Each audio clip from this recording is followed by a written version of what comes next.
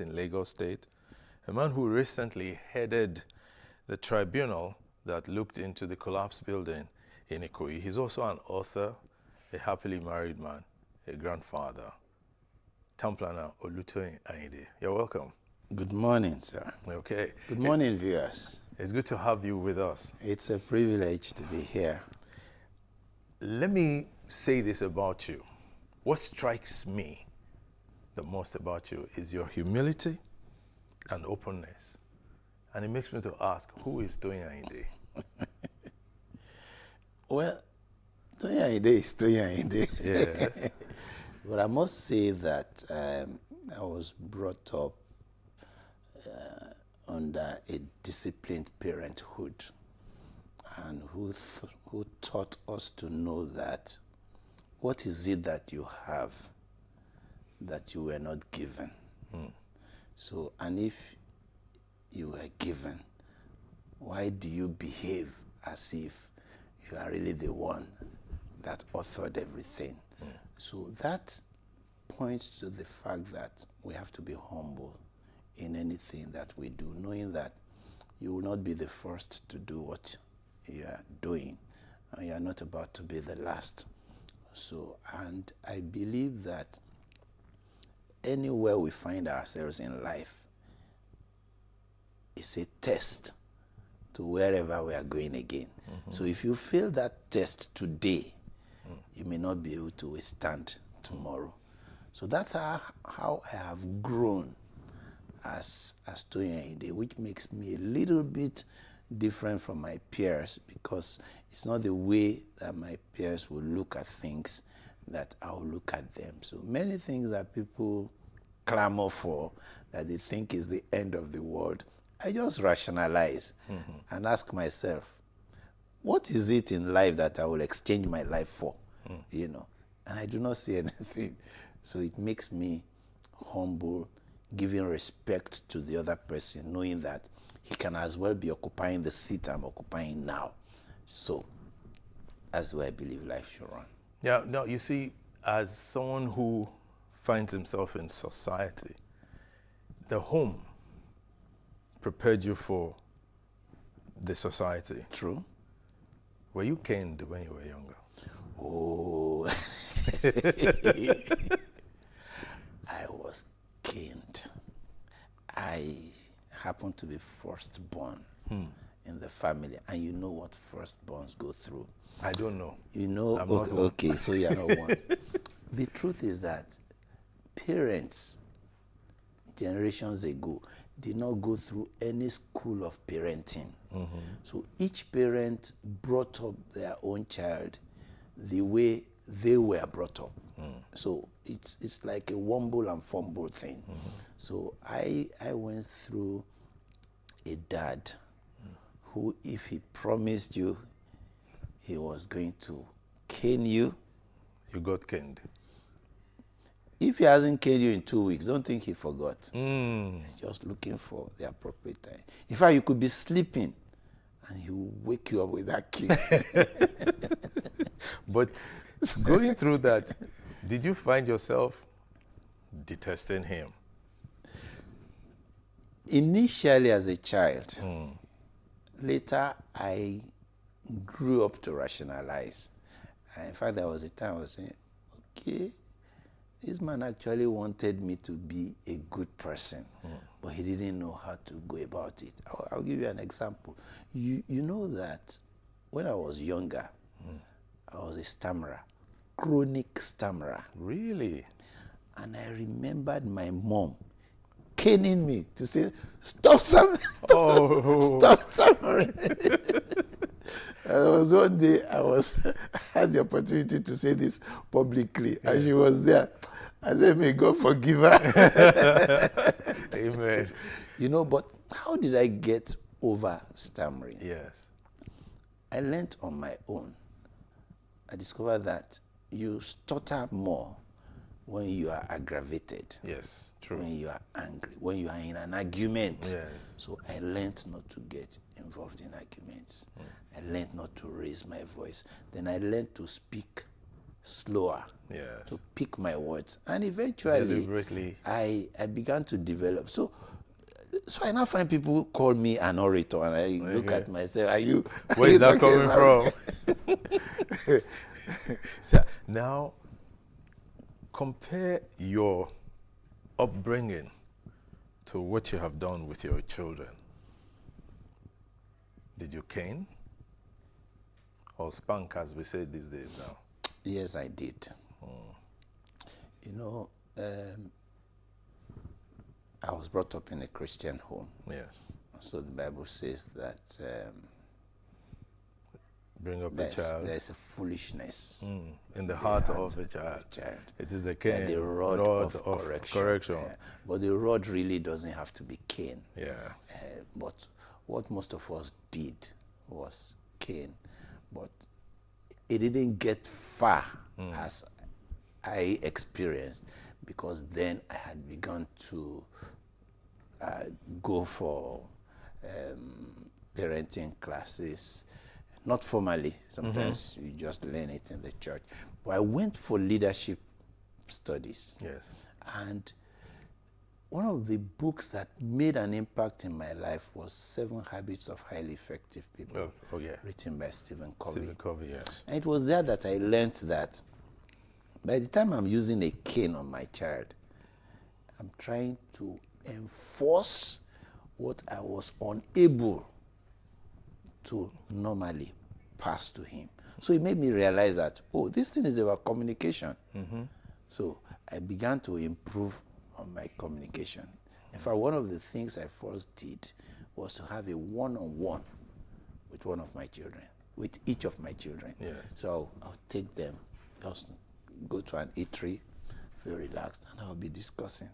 In fact, last month we were in UK. My last born graduated in University of Manchester, his master's degree. Okay. And when we got there, guess what? He said, "Dad, you remember that when we were younger, you were taking my elder siblings for discussions. And you said it was going to be my turn, but it never came. He said, now we are going to discuss."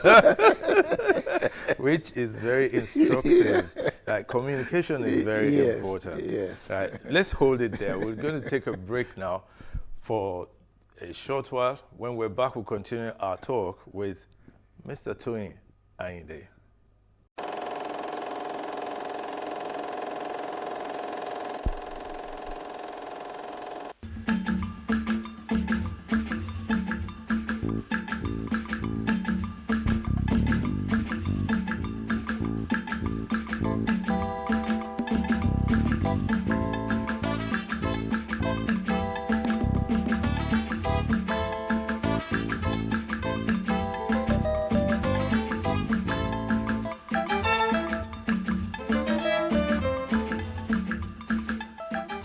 Welcome back. We're still on Timeless Conversations. My guest is Tamplana Toyin Ayinde.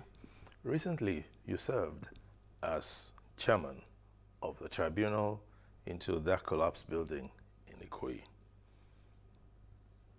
I know you have presented your report, and without asking you to divulge anything that's already divulged, what basically did you come out with as a person about the building industry?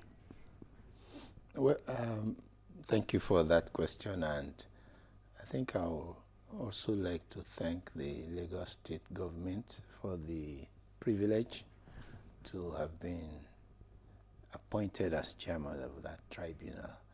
And I also want to thank every member of that tribunal. They were all accomplished professionals who knew their onions. They were all people who couldn't be manipulated. Let me say that we did that assignment gratis. Okay.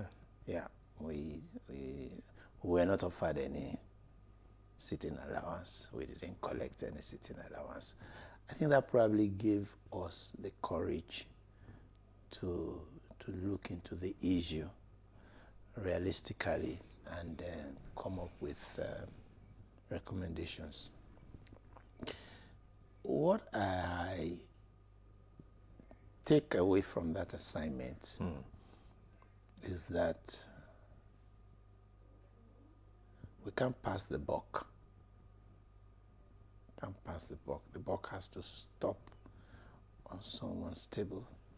And there are levels of tables like that where we have not taken cognizance of the value of life. And that's why the summary of our report was that building collapse in Nigeria is rooted in the fallen ethics and value systems of Nigeria. So over time, we have lost touch with what is right. You even have to be defending what is right now before what is wrong.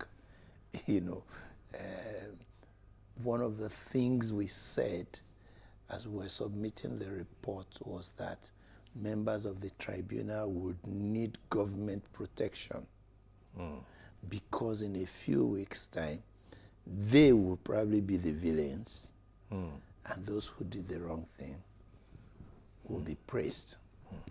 And it's because we haven't learned how to call a spade a spade. When you see somebody who says this is the real issue, these are the culprits, what people end up asking is, where did he discover the culprits?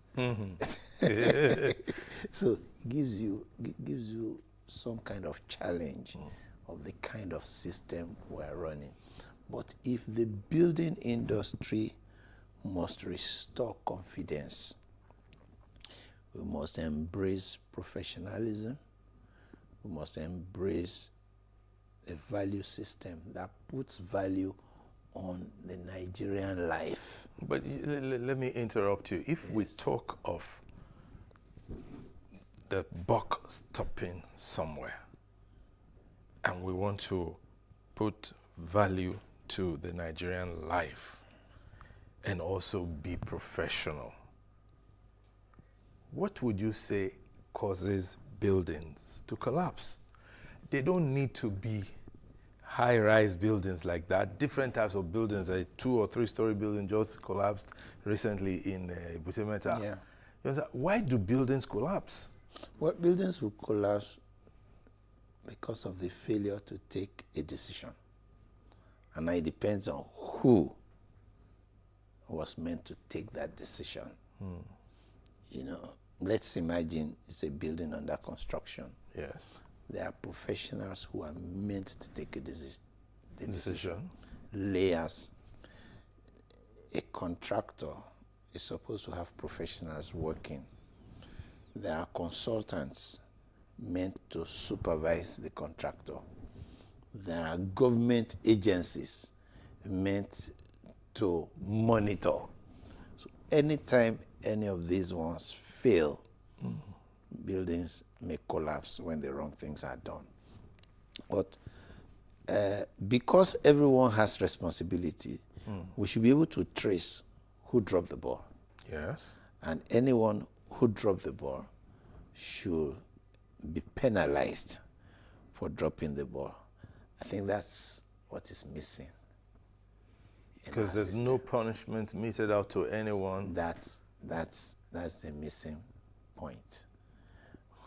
That's the missing point. I know that in our environment there is a housing deficit, a very serious one across the nation, particularly so in urban cities like Lagos. Yeah.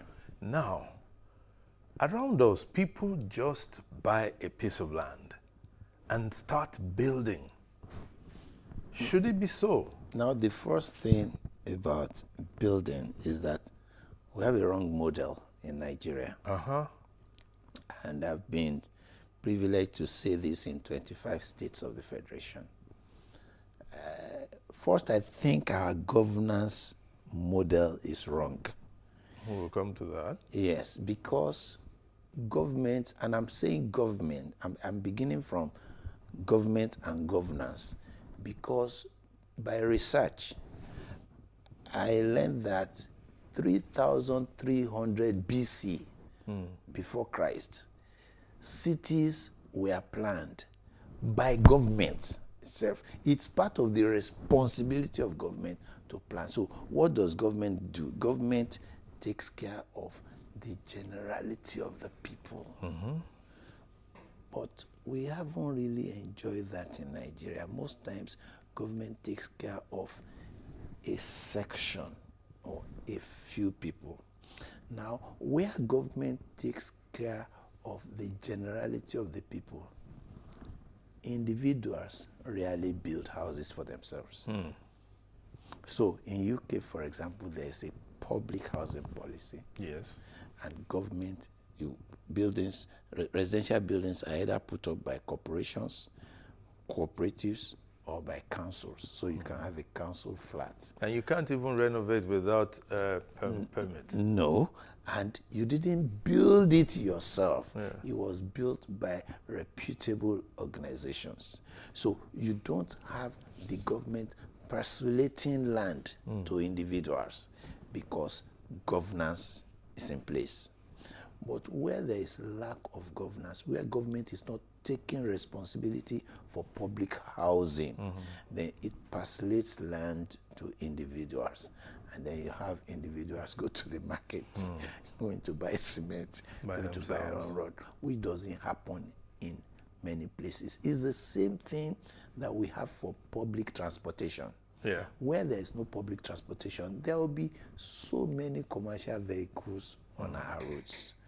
Where there is no public water supply, there will be so many boreholes. So, and the more people you have doing that thing, the less control, the less enforcement you are able to do. I think that's what has brought us to this level. You know, there are too many people constructing who don't know about construction. Yeah. There are too many quacks in the business who have no business being there. And unfortunately, you know what, like I was telling the Association of Consulting Architects of Nigeria last week, I was asking, what is it that quacks tell the citizens, that the citizens believe in them more than the professionals? Probably because they are cheaper? Maybe, but it's also at a great risk. Yes. Yes. And because we have all lost value, a man puts the cost of building higher than his own life. Because that's what I think is happening. Yes. So there's need for a rediscovery of our values. That's the way I think we. But you know, I also think that there's need for courage in enforcing standards. True, and enforcement of standards, like I said, is about layers. Enforcement of standards will cut across professional bodies. So when anybody offends, I'm a town planner. If I do any sharp practice, it should be possible to report me to my institute. My institute, for example, has an ethics and disciplinary committee, and I should be able to face that committee. And then, if I'm wrong, I'm penalized. And people shouldn't be looking at it from the fact that, oh, okay, he was penalized because he's not Yoruba speaking, he's penalized because he's Igbo and things like that. So all of those things have to be removed. We have to learn, government has to learn to also enforce discipline. Okay. So it's not just about professional bodies. Government must also do that. And government more, because government is the one that really has that capacity to put everybody in their place, especially if it's done within the legal framework. We'll come back. When we're back, we'll continue our talk. This time, we'll be talking about the quality of workmanship within the industry and what has happened to us in Nigeria regarding personnel and training and even preparing our youth to participate in the industry where you specialize. Stay tuned. Thank you.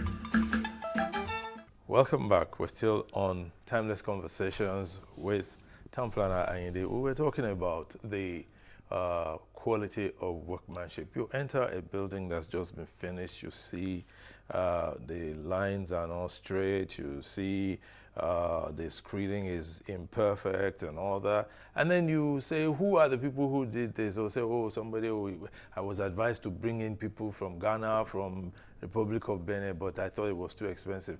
These Nigerian people are not.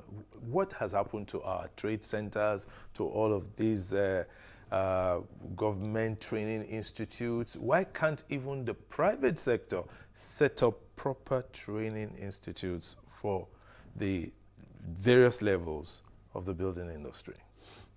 I think over time we've lost touch with training personnel in Nigeria. In those days, there used to be the city and guilds exams. Yes. For craftsmen, masons, and things like that. I'm not sure we have that anymore. I recollect that a few years ago, there was a young man, Shegun Sholade or something like that, who was trying to work on artisans Yes. and craftsmen, working in collaboration with the Nigerian Institute of Building to see that craftsmen are properly trained. Because indeed and in truth, even housekeeping hands Yes. in hotels, we don't even have them anymore. Yes. So and these are vocations that really need training. I think we got carried away by the certificate syndrome. Everybody wants to have a BSc, everybody, and so we do not have dignity of labor anymore. So no one is willing to learn some of these things. In fact, they probably prefer to be bike riders than some of these things. But the truth is, I was in Ghana a few years ago, I think in 2007, we were designing an estate for a client, and the client insisted that he wanted me to visit Ghana to see an estate, Trasaco Valley or something like that. And when I got there, what I first saw, the masonry, I said, the bricklayers who worked on my mom's house will do a better job than this. Until I saw their finishing. One of the things you will find out about them is that when it comes to finishing, they are never in a hurry. If you flip that back to us, we are always in a hurry. So, because the longer it takes for you in finishing a job, the better the quality. So we see that, and that's why the science of project management came. We don't manage our projects well. We are always in a hurry to complete them. Sometimes those projects are to score political points. So rather than do them well, do them quick. I've had a governor say that we are doing this road, I'll deliver it in 3 months. The design probably has not even been done, and you don't know the intricacies of those things. So I think we just must understand that there are processes, and if we must get good results, we must pass through those processes and do due diligence, which is what we're lacking right now. So what's the way out? The way out is to ramp up things like what the Nigerian Institute of Building is doing, trying to train. What they're trying to do is concentrate on those artisans and craftsmen and build up a reserve of such people, so that when you need their services, you can be sure that when you go to this body, they will give you people who are qualified. And by the time they are doing it, if we can replicate that in states of the Federation, cities and the Federation, then we should be able to put back quality workmen. And then our economy really has to support the building industry. It is said to be one of the largest employers of labor. So if the building industry is vibrant, people will also be able to stay there and earn their living. Yeah, still talking professions. Now, you are currently the president of the Nigerian Institute of Town Planners. Do people really appreciate the work of a town planner in this environment?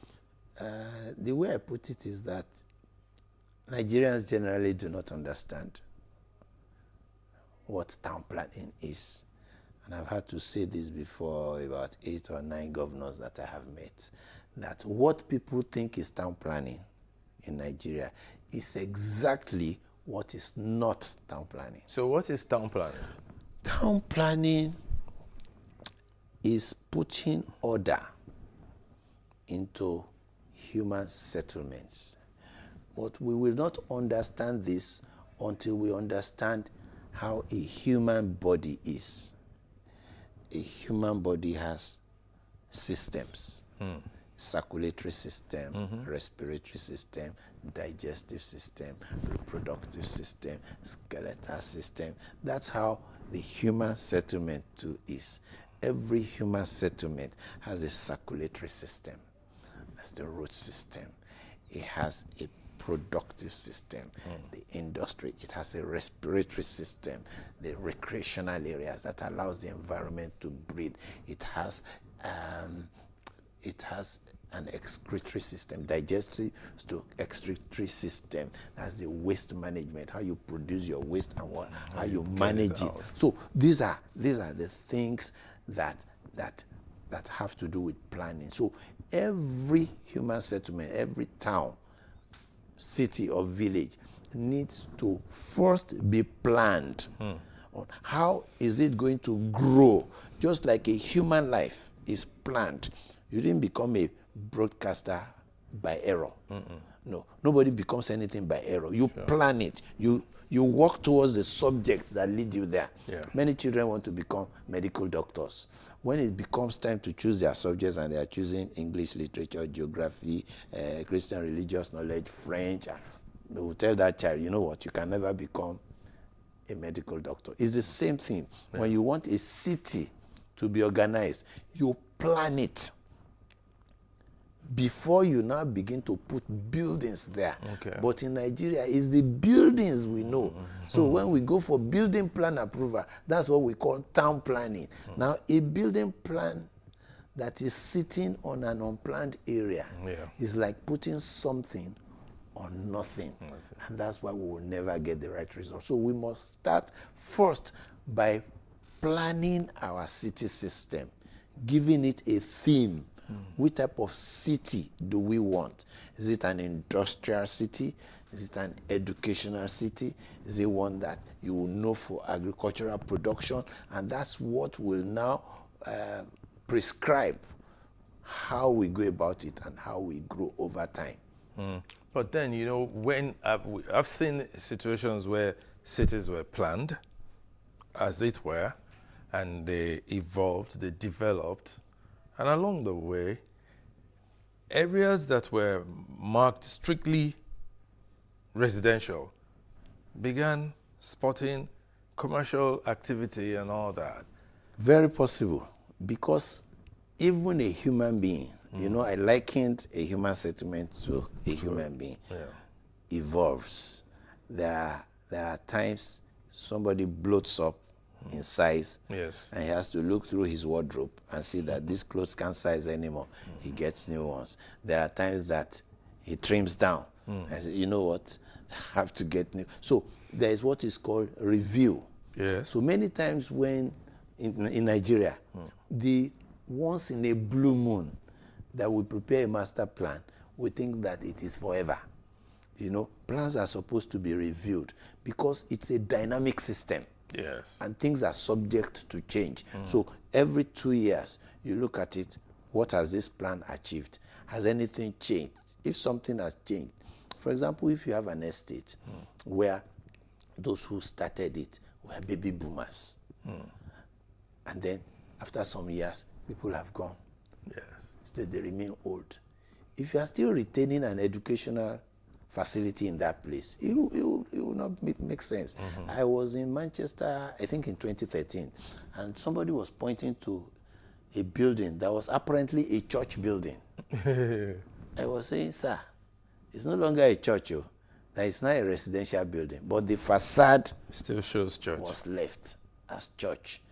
So it happens like that because the human settlement is a dynamic entity. So you respond to every change, making sure that what you want to do is promote sustainability so that you can live, work, and play. But living, working, and playing in such an environment becomes almost impossible when you look at, say, Victoria Island, that is now apparently more commercial than residential. There's no public car parking system here. I recall one of the businesses around the area had to eventually buy a plot to now erect a parking lot for its patrons because people's cars were being towed on the streets. But it was government's responsibility in the first instance to provide parking opportunities or even to stop people from converting a residential accommodation to commercial. Okay, now we're truly not responding to dynamics in Nigeria. Yeah. And part of the dynamics we're not responding is the need for public transportation. First, we have too many vehicles on our roads. And that's why we need parking. In 2015, we were talking about 75,000 commercial vehicles, which we needed to mop up. That's a lot. As at that time. Last time I checked, I was trying to prepare a paper and I was researching.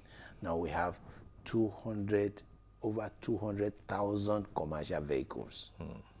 We mopped up the Molue buses to bring in the PRT buses. And the idea was the next phase was to mop up the Danfo buses.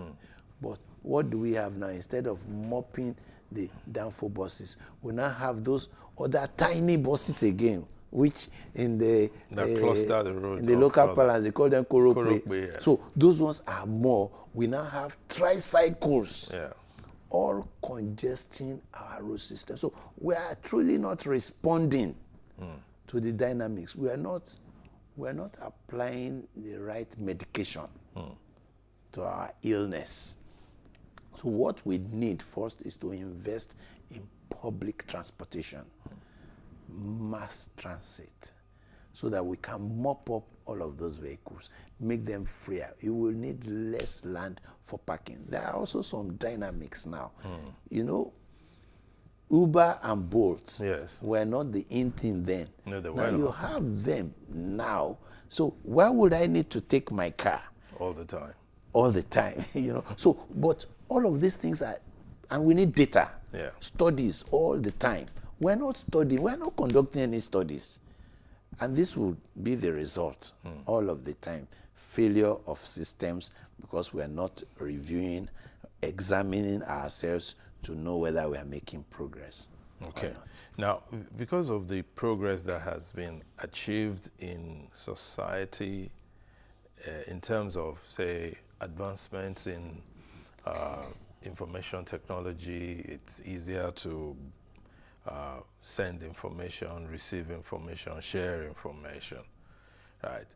The younger generation is more into that than the older generation.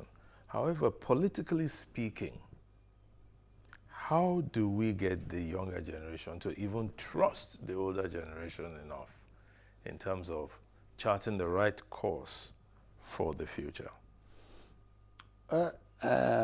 Because they're the ones that will solve this problem we're seeing. I agree with you. It's a matter of trust. I'll give you a personal experience.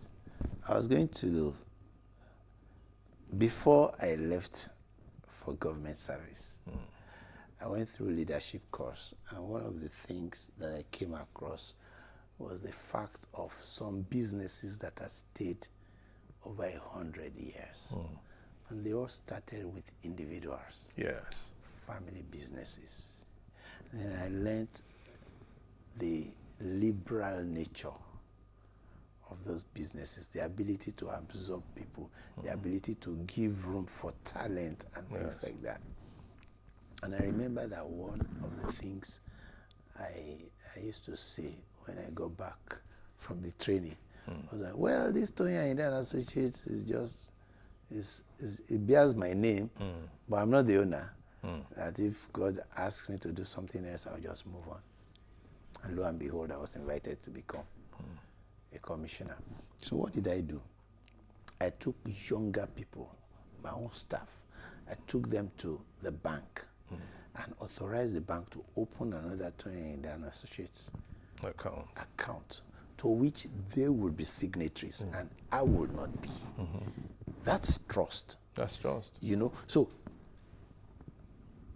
from then on, every proceeds that came to the firm went into that account. They were the ones managing the account. Because of trust, I didn't need to call them to say, how much is there? I hope you have not finished spending. You know, I had made up my mind the day I was given that endorsement.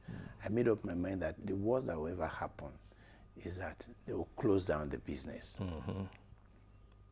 But you know what? They didn't close it down. Yes. They did it better than I would have done if I was still there, because they could take risks, risks that I wouldn't have taken because of my generation. Yeah. There's a book on relationship.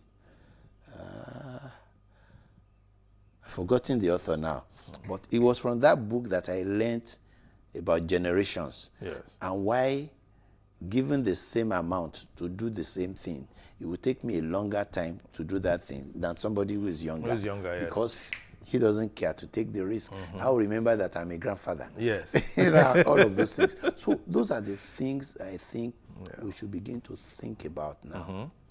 I think younger people should be given opportunity to take the risk on our behalf. We will also be taking a risk by trusting in them.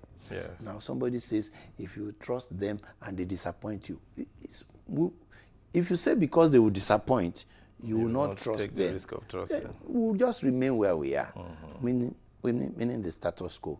And somebody said the true meaning of status quo is the mess you are in.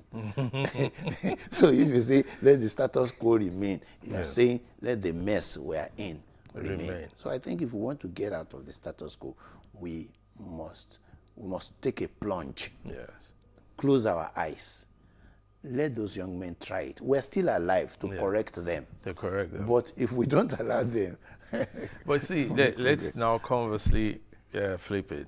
You recently, one of the parties, the APC to be candidate, right, decided to offer for sale its presidential form, nomination form, for 100 million naira for a job that for the entire tenure will be bringing in to the president or the candidate less than 60 million naira. So that's like you are being asked to go look for 100 million, come and invest it in a game of chance. You may end up not even being the candidate. And even if you end up being the candidate, your take-home pay is less than 60 million naira. So what are we saying to the young people? Yes, you say it is reduced for them to 50 million. How many young people will have 50 million naira and want to be president? Are we really serious? Well, this is a turf that I'm still growing in. Yes, we all are. I say that I'm not an experienced politician, and truly I don't know the basis. First, I was thinking, or probably they want to test the sacrifice of the candidates, but how far would that really go? Because if we want them to sacrifice for Nigeria, I don't know if that money will really be put into... The money will stay in the party. So I really don't understand. But for me, I think if we make it more liberal, we're likely to get people who will perform, but they may not have that resource. You know, because it's not every time that your resource determines that you have something here. Exactly. All right, we'll take a break now. When we return, Tamplana India and I will be talking about the younger generation, their expectations, and how we of the older generation can lift them up. Stay tuned.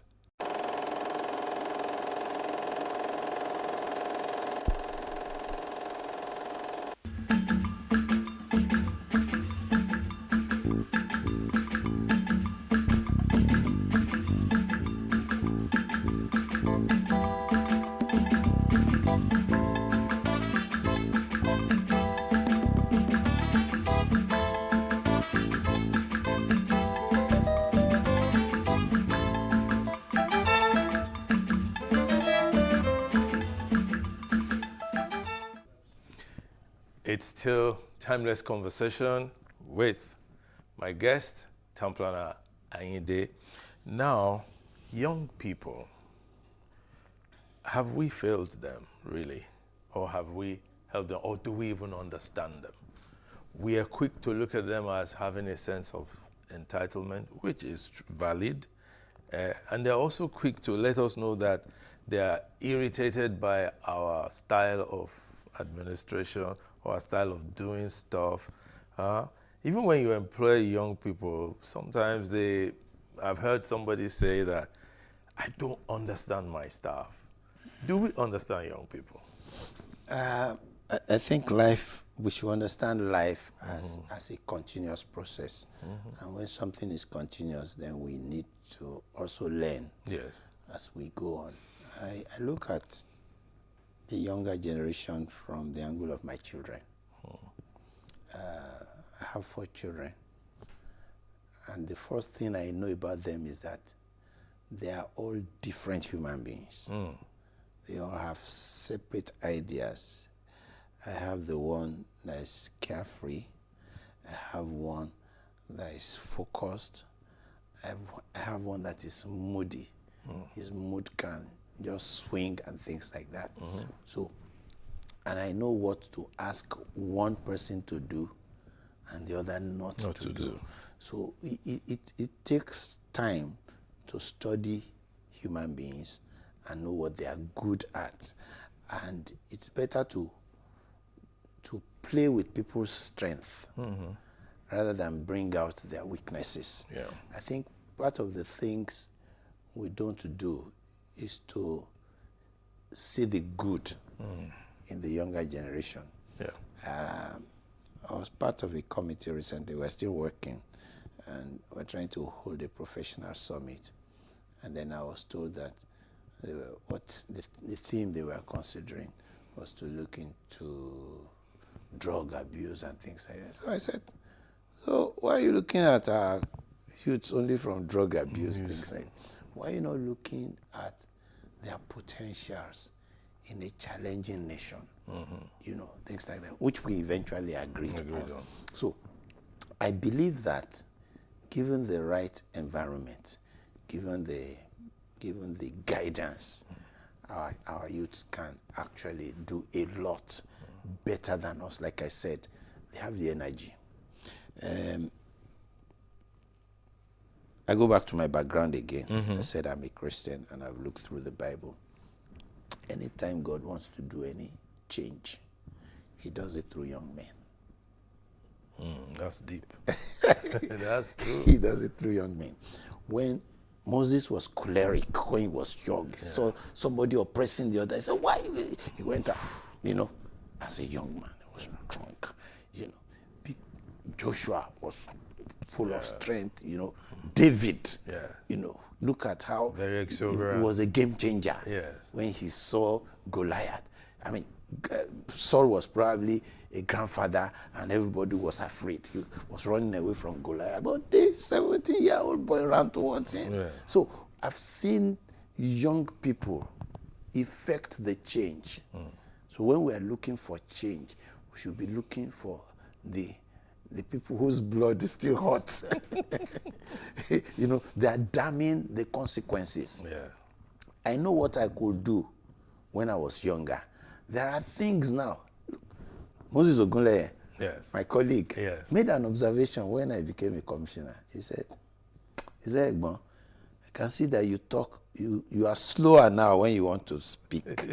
And there were a lot of things to think about. Yes. As commissioner, anything that came from my mouth would be a policy statement. Yes, So I declaration. have to think and be slow about it. That's what happens to the older generation. There are a lot of things, a lot of sentiments at times to consider. So I think what the youths have as an advantage is that energy. Yes. But you can now channel that energy. And if we truly begin to trust that, we send them to school Yes. not to be stupid. So, and we are not giving them the opportunity to use it, And I think part of the reasons why some of us don't want to leave power now is that we are not given the opportunity to test our leadership potential when we are young. So it's at 60, it's at 65 that you are now becoming somebody. You won't want to leave. You don't want to leave. But You have to go. That's really not the right age Yes. to now be showing as a leader. When I was going to contest as president of my institute, I was 57. And many people were asking me to step down for another person so that the person, and I did my calculations. I said, look, at 57, I will be second national vice president for 2 years. I'll be first national vice president for 2 years because it's a grooming process. Yeah. And then I'll become president. I said, by the time I'm president, I'll be 61.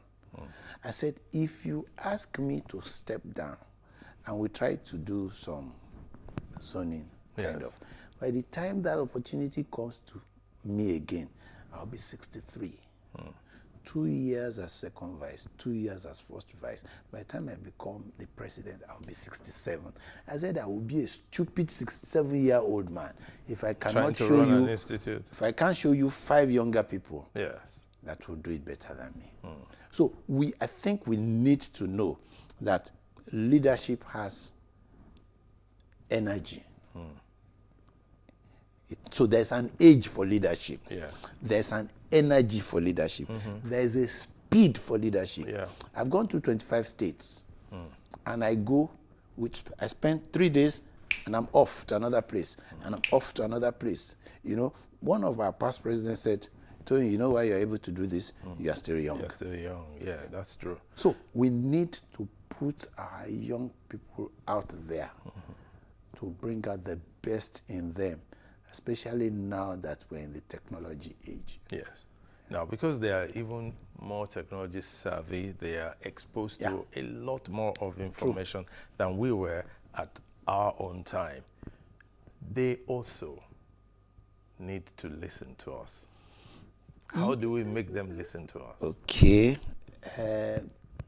You develop a relationship. Most times we're disconnected from our youths. When parents are talking to their children, and you get to a point that a father is saying, I'm the one that gave birth to you, something is missing. It's already threatened. It's threatened. So it's like when a husband is telling his wife, do you know I'm the husband in this house? Yes. It's a break in communication. So we must always communicate with our children. I tell my children stories. I remind them of when I took them to school and I hadn't paid their school fees. And I was asked to take them back home. That's to let them remember that we didn't become who we are now just like this. It didn't happen to us. Yes. We went through processes. Yes. I remind them of when the car broke down. Yes. And we had to push. Yeah. So if we have one now that is remote controlled, don't be arrogant. Yes. We worked our way there. Yes. So all of these conversations we must have from time to time. I don't stop my children from asking me questions.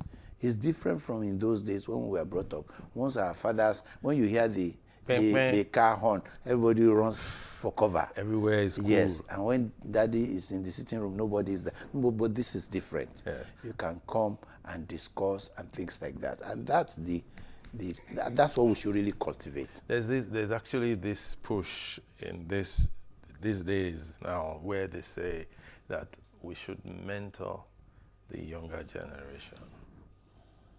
The question I have is, who mentored you? Now, how do you mentor someone else when you were not mentored yourself? Now,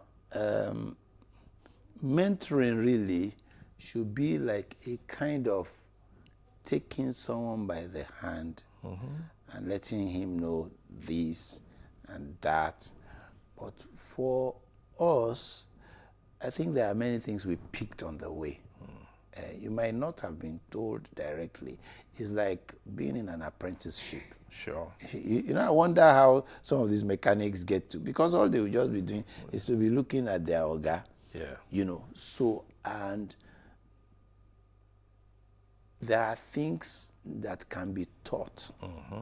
There are things that are caught. Yes. You can't teach it. Yeah. So, but somehow is by either looking at someone over time, reading something, and it just strikes you.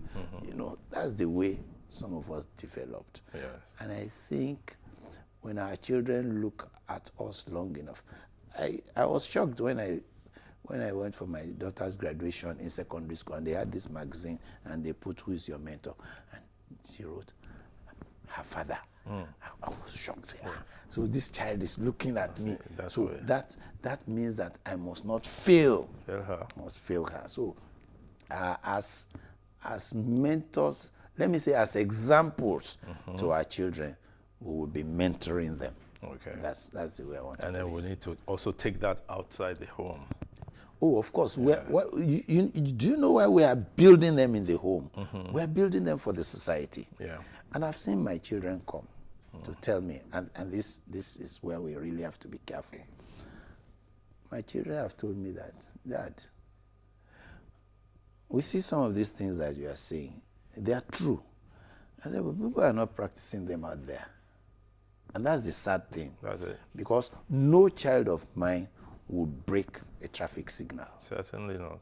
No child of mine, whatever chaos is on the road, will drive against traffic. Yeah. No child of mine will do that. Yeah. But they see other people do these things and they wonder. Every day. Yeah. So this is what we are up against. So how many parents have taught their children not to do that? Not to do that. Yeah. That's the challenge. Well, let's go back to the home now. I asked you at the initial stage that who is doing Ayinde when you tried. Now, I'm coming back there. As a person, what are the things that give you pleasure?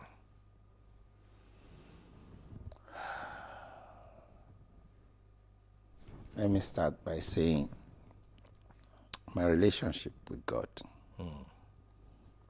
And then my relationship with my family. I've been very close with my wife. Very, very close. We're very close. Yeah.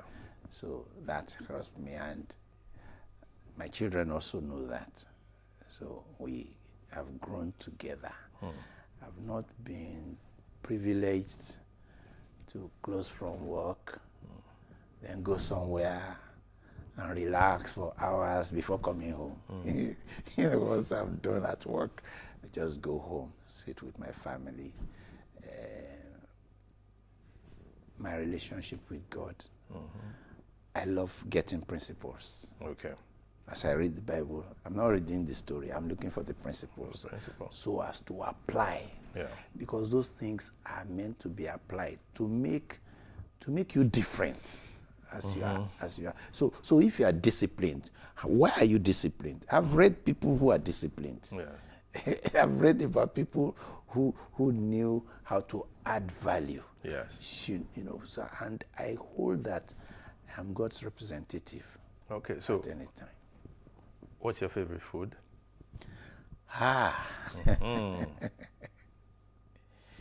If you give me amala, the on the spot one. The on the spot one. Yes. If you give me 3 times a day, I won't complain. Ah. You know, I remember when we were talking off the camera about the simplicity of the food, that gari and ekpa any day is a good combination. Yeah. Yes. Which I've taken quite a number of times in my office. I used to say when I was in government service that I did not, on account of becoming a commissioner, relocate my lunch area to Sheraton. Exactly. Because you stop being commissioner one day and then you go back to the basics. But how did you become a commissioner? You were not a politician then. I wasn't in politics. I was not a politician. It started from service. Because many people will know. There is a tendency to think that it just happened. But no, it didn't just happen. I remember when I used to send emails to the governor. When I noticed anything, I would send emails to the governor. I went to Nanjing in 2008. I saw some things. I took pictures. And when I arrived, it was my personal trip. Yeah. And I sent to the governor, I said, this is possible in Lagos. And then I had an opportunity to consult for Ministry of Housing. It was a project for which I had no letter of award, for which I had no dime as advance payment. Yeah. But just I saw it as a privilege to be invited to come and give service. Yes. And I prepared a 12-week schedule, and I dived into that assignment. And, you know, I didn't know that the governor was seeing this product being done free, not being paid for. Yeah. And it was there, and then he asked that I should be given a project. And when I submitted that project, when I presented, he said this was a very good work. And then I was given a second project, and I was given a third project. It was while I was on that third project that one day I received a phone call. It was the governor.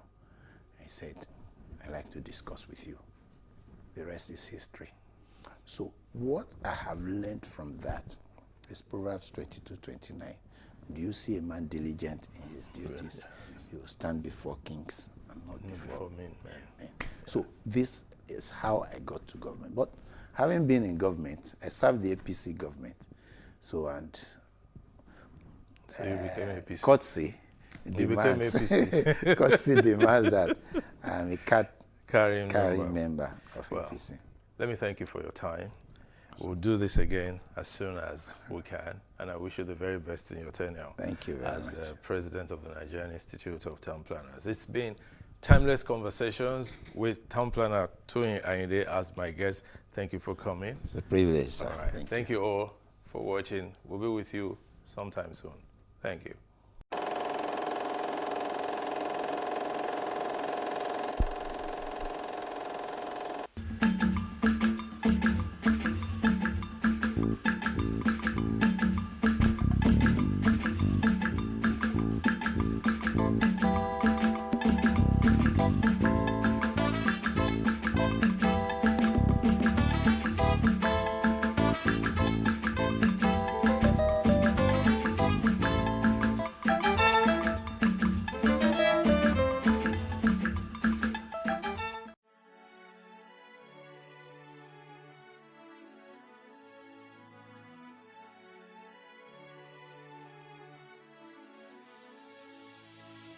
It is engagement we need to have. Those who suffer miscarriages are never taken into account. Members of the National Assembly are also influence peddlers.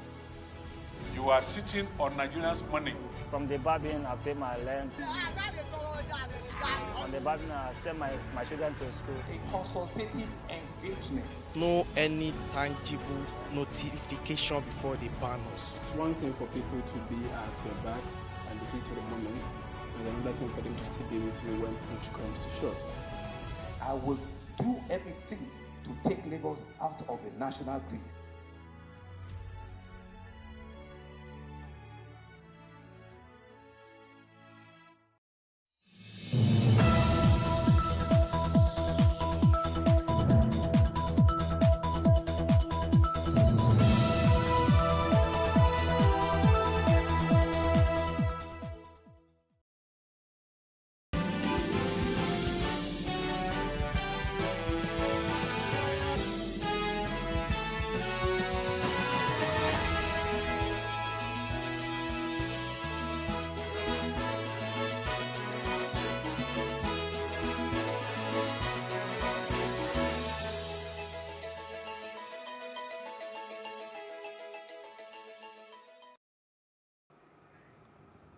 Good afternoon. I am Messi Bopo. This is the news brief. Gunmen have killed 3 relatives of the chairman of Equal local government area of Ebonyi State, Steve Orogo. The hoodlums stormed the chairman's home in Akpamuka on Tuesday night but did not meet at home. The invaders shot 3 of the relatives as well as the security guard on duty dead. Orogo confirmed the incident to a reporter in a emotion-laden voice. The National Emergency Management Agency, NEMA, has disclosed that about 9 bodies have been recovered so far from a gas explosion that rocked a primary school building in Sabogari area of Kano State. A statement by NEMA spokesman Manzos Ezekiel revealed that the Director General, NEMA, Mustafa Ahmed, was at the site of the incident and coordinated rescue operations. He mobilized excavators been used for the rescue operations and said NEMA team will ensure the complete removal of the rubble to retrieve all trapped persons. Team from NEMA, such a rescue team in particular, were at the scene of the event at around 10:15 a.m. to investigate and ascertain the impact of the explosion. DG NEMA, Mustafa Habib, was at the site of the incident. He led in the coordination of the rescue operations. Excavators were mobilized to ensure removal of the rubble to retrieve trapped victims. 9 dead bodies were recovered from the collapsed building after the explosions and have been deposited at the morgue at Armed Forces Specialist Hospital. Injured victims by the explosion were taken to various hospitals. Total number stands at, that is the total number of injured victims stands as 10, and the 2 were already discharged.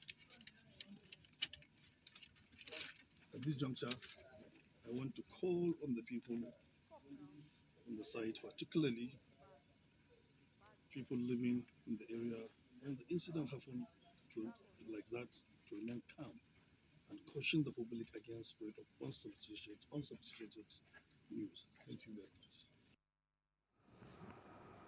Vice President Professor Yemi Osibajo has visited the scene of an explosion in Kano where some lives were lost and people injured.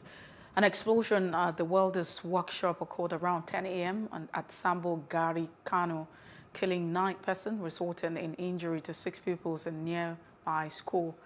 The Vice President Osibajo was accompanied by Governor Abdullahi Ganduje of Kano State, his deputy Nasir Gawuna, Senator Kabir Gaya, and leader of the House of Representatives Al Hassan Dogwa. Governor Ganduje said the Kano State government would ensure that similar workshop would not be located in residential areas. Ganduje said that the Environmental Inspectorate Division in Kano State would go around and find out where such workshops are located and enforce rules and regulations guiding them. The Christian Association of Nigeria says it will go ahead with its nationwide protest against the lynching of Deborah Yakubu, a 200-level student of Shehu Shagari's College of Education, Sokoto, who was stoned to death and burned for alleged blasphemy Prophet Muhammad. This is despite a ban on religious protests by Kaduna State Governor Nasir El-Rufai, an appeal by Nasarawa State Governor Abdullahi Sule, and most by some northern governors for CAN to shelve its planned protests. The spokesman for CAN, President Reverend Bayo Olajide, said the protest would hold on Sunday nationwide in front of CAN Secretariat in various state or major churches, adding that there would be no procession. Dave Joby even said that Khan had said it would not be a street protest. There was need for Christians' body to ensure that demonstration was conducted in a responsible manner such that it would not lead to a breakdown of law and order.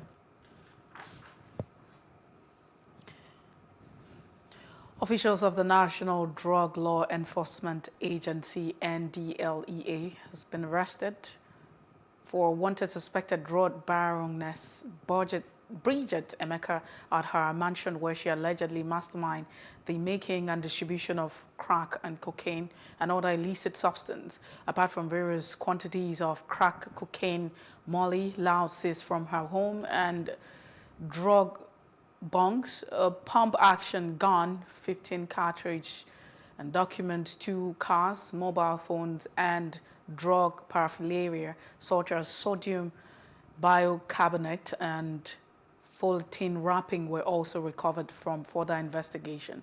The drug baroness has been under surveillance for weeks after her identification as a major distributor of illicit drugs in Delta State.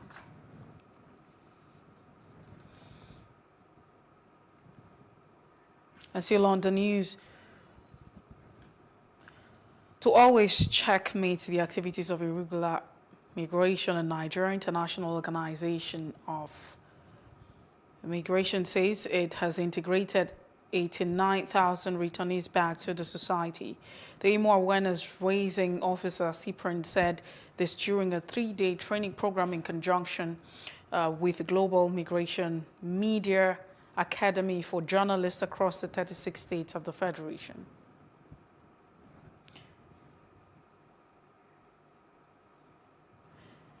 Some of the facilitators noted that the migrants contribute positively to socio-economic development of the countries they found themselves in.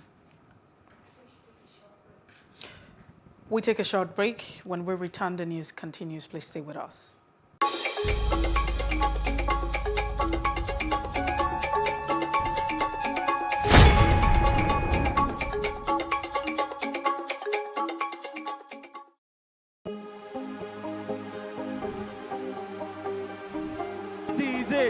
For upcoming artists to blow in Nigeria.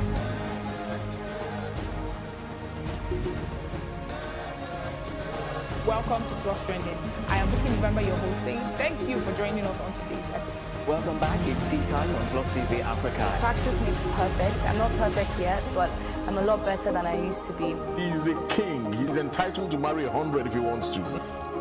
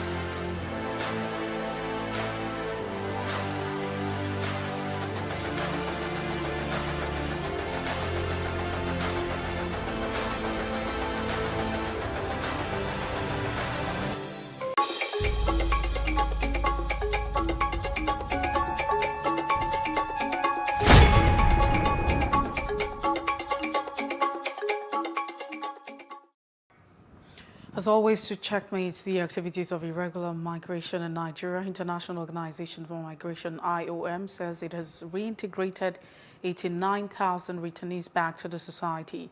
The IOM Awareness Raising Officer, Cyprian Chiptakeni, said this during a 3-day training program in conjunction with Global Migration Media Academy for journalists across 36 states of the Federation.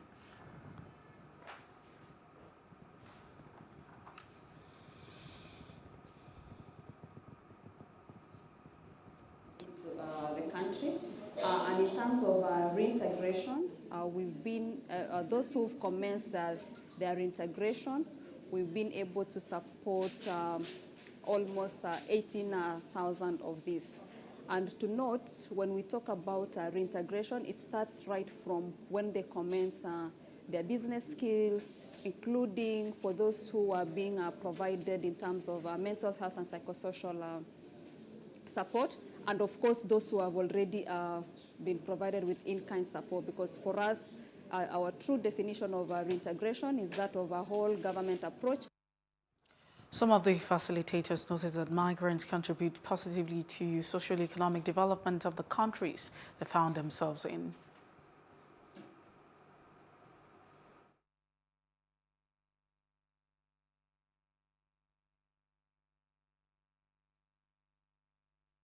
National President of Association of Specialist Medical Doctors on Academics, Olugbenga, has stressed the need to focus more on developing public infrastructure in Nigeria for less impact of pandemic on citizens.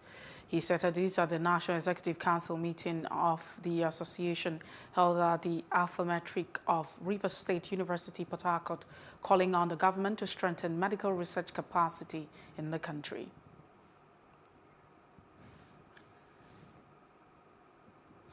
The provost of the College of Medical Sciences at the Rivers State University, Professor Goswill Oraweni, said the biomedical sciences are facing challenges in terms of manpower and infrastructure and called on the government to support the sector.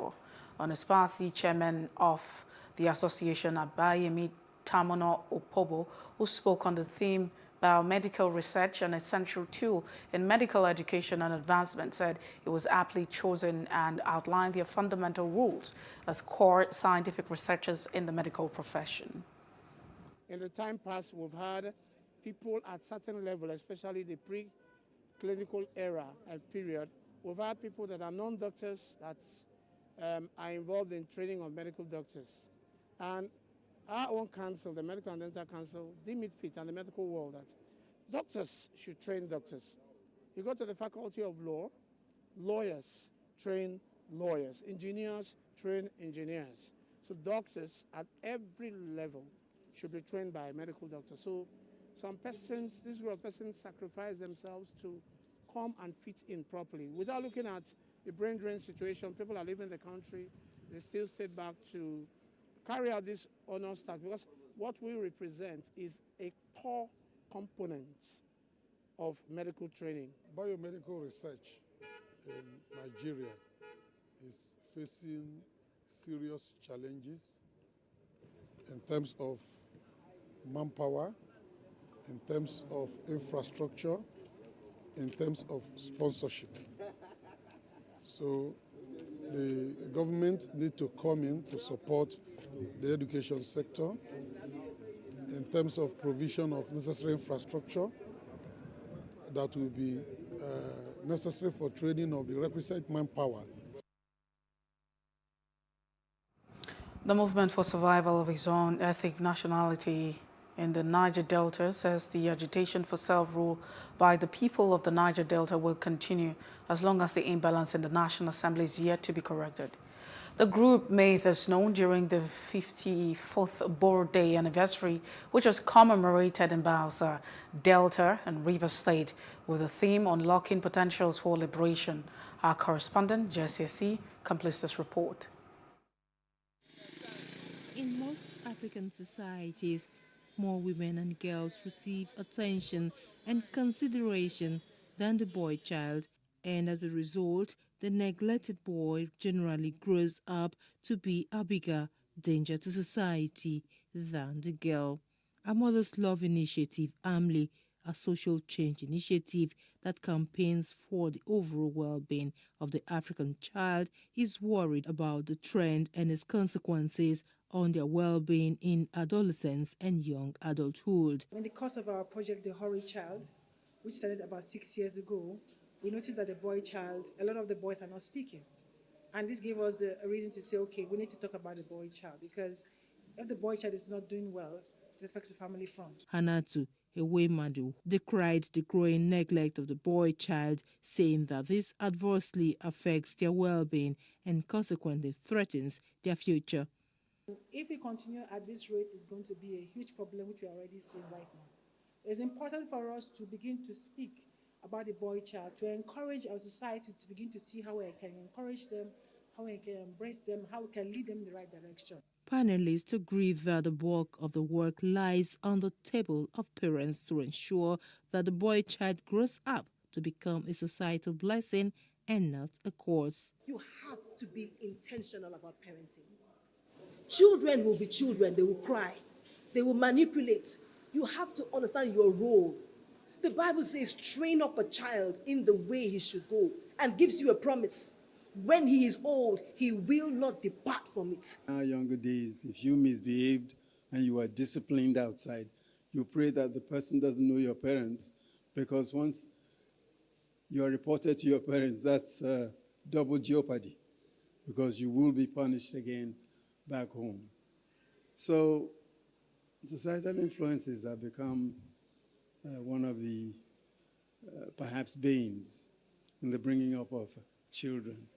To further amplify the campaign against the neglect of the boy child in Nigeria, AMLI created a platform for young boys to compete among themselves and to creatively render their insights on the topic that says the importance of a father and son relationship from the lens of the boy child.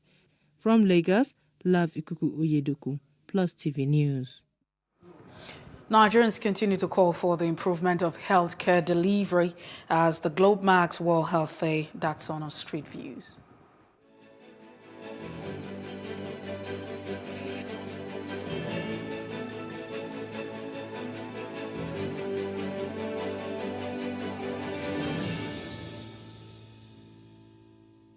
They are improving unlike the previous years, especially in general hospitals right now. There's a good facilities and the workers are really on ground. Now they have realized the reason to take responsibility on the job. In general hospital, they will show you abuse you doing this and everything. Maybe government should help us to do the healthcare. I will like it. Everybody will like it. Basically, well, I think they are trying for now, but I think there are lots of work to be done. Like we still have dilapidated hospitals that are not really working efficiently, and but basically for now, it's still on. Maybe 50% of 100. In a scale of 100, maybe 50% thereabout. Relatively, if you look at the healthcare system in Nigeria, I think to me, I would, if I'm rating it, I'll probably rate it 70% in terms of percentage. That's because there are some infrastructures we have in other well-developed countries that we don't have in Nigeria. And that's one of the things I feel government should look into. I think there are still a lot need to be done because I've been in the different hospitals and especially the government hospitals. There are a lot of things that need to be done because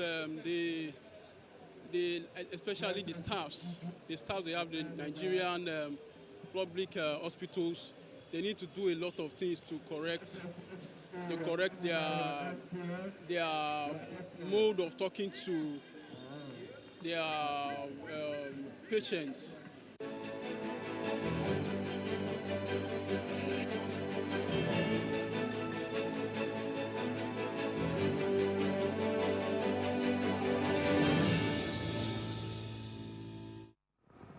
And outside Africa, several dozens of anti-lockdown protesters returned to D.C.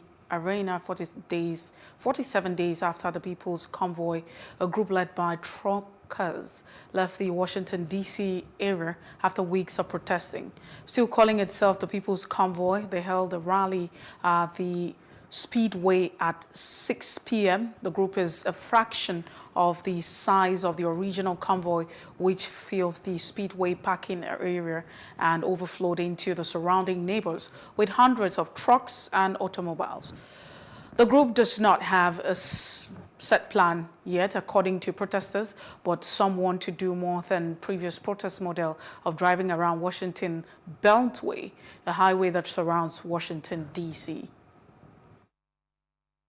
What they're trying to do is end the state of emergency. With time to be over that, time to get over the mandates, time for people not to be mandated into taking a vaccine they don't want to take, and it's time to end and get on with our lives. But there's not nearly the number of people when they first started out, but this has been going on for quite a while, and I guess the people that are here are the diehards that are still sticking with it. Because I'm not here to drive around in circles.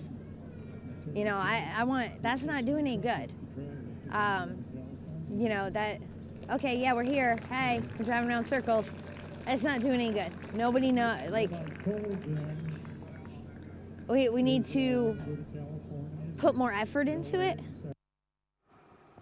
And in business news, the African Petroleum Producers Association and African Export-Import Bank, AfriBank, have called for the establishment of an African Energy Transition Bank. The call is contained in a joint communique issued by the press officer of AfriBank at the end of a meeting with the APPO in Lunuda, Angola. According to the communique, the aim is to support an African-led energy transition strategy that is consistent with the global preserving the environment and livelihoods. The communique said that two institutions had committed to taking necessary actions to promote a sustainable, balanced solution to the challenge of financing the oil and gas industry in Africa during the energy transition. Chief executive officers of businesses in Nigeria have been encouraged to engage and commit to growth and sustainable innovations in Africa. This came up on the sidelines of the CEO's Breakfast Roundtable hosted by the UN Global Impact Network Nigeria in Lagos. Justin Akadonye tells more in this report. It was a breakfast roundtable for the Assistant Secretary General of the United Nations Global Compact. CEOs from the private sector in Lagos converged in this hall to collaborate on the sustainability of the continent. The United Nations Global Africa Strategy 2021 to 2023 is a proposed roadmap to accelerate corporate sustainability and champions the business sector's contribution to sustainable development in the continent. In this panel session, the narrative of the Sustainable Development Goals takes center stage, including gender equity, decent work and economic growth, and climate action, among others. By adopting sustainability, we were able to bring a very attractive value proposition to the oil and gas sector. Essentially, we halved the cost for logistics support, and we enabled projects which have never been done in Nigeria before to be done in Nigeria. I think that within the business community, there's a very clear understanding that this is not just perhaps the right thing to do, but it is the absolutely commercial thing to do. I believe that empowering women is pivotal to the shared success that we all strive to achieve, because the role women play in the empowerment of the family, the homes, and even the individuals cannot be wished away. Resident coordinator of the United Nations, as well as other top echelon of the Global Compact, throw more light on the essence of the sessions as they affect the private sector and even young people. Opportunities for young people to have to work with companies. So the idea is by giving them exposure to working in the private sector, they become more attractive as part of a future labor force. It's more about how can private sector speak as one voice, and bring all the businesses together, partnerships. It's going to be very important what the brilliant organizations and bodies here that are already delivering on the SDG. We want to unite the Africa and indeed Nigeria private sector to be able to help to work with governments in ensuring that the Sustainable Development Goals have impact. The take-home message is sustainable business is the future. It's no longer business as usual. CEOs now understand that they need to operate responsibly, embed the 10 principles of the UN Global Compact, take actions to promote human rights in their business, ensure decent work in their operations, protect the environment where they live in. The discussion also focused on identifying prevalent barriers and key actions to achieve the ambitions of the Africa Strategy. Justin Akadonye, PlusTV News, Lagos.